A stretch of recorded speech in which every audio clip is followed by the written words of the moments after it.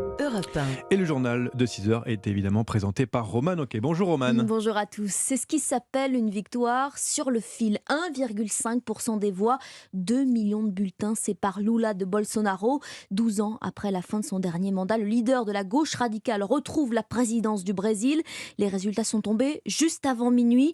Un score serré, inédit, même depuis le retour de la démocratie en 1985. Jean-Claude Giresse, vous êtes le correspondant d'Europe 1 à Rio de Janeiro. Bolsonaro, leader d'extrême droite, n'a toujours pas pris la parole pour reconnaître sa défaite. Quel est le sentiment du côté de ses électeurs forcément déçus, Jean-Claude? Eh bien, on s'en doute, l'ambiance était plutôt morose parmi les partisans de Jair Bolsonaro. Dans le quartier de Copacabana, certains avaient du mal à cacher leur amertume en voyant les électeurs de Lula crier et chanter leur joie tout en arborant de larges drapeaux. Marcos, la cinquantaine, vêtu d'un maillot de l'équipe du Brésil, était plutôt énervé. J'éprouve de la tristesse, je suis blessé. Bolsonaro ne va pas transmettre le pouvoir. Il a jusqu'à janvier pour le faire et donc il va évaluer la situation car il y a clairement de la triche et de la corruption.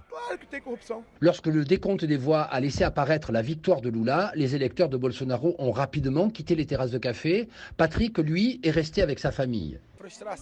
Je suis frustré. J'ai déjà voté pour Lula, mais il m'a déçu. Donc je voulais un pays différent. Je ne voulais pas que mon pays soit représenté par une personne qui a volé et qui a fait tout ce qu'il y a de pire pour le Brésil. Comme d'autres, il a attendu une déclaration de Jair Bolsonaro, en vain, puisque le président sortant ne s'est pas présenté devant la presse pour reconnaître sa défaite. Ses proches ont même indiqué qu'il était allé dormir. Jean-Claude Giresse, correspondant d'Europe 1 à Rio de Janeiro, au Brésil.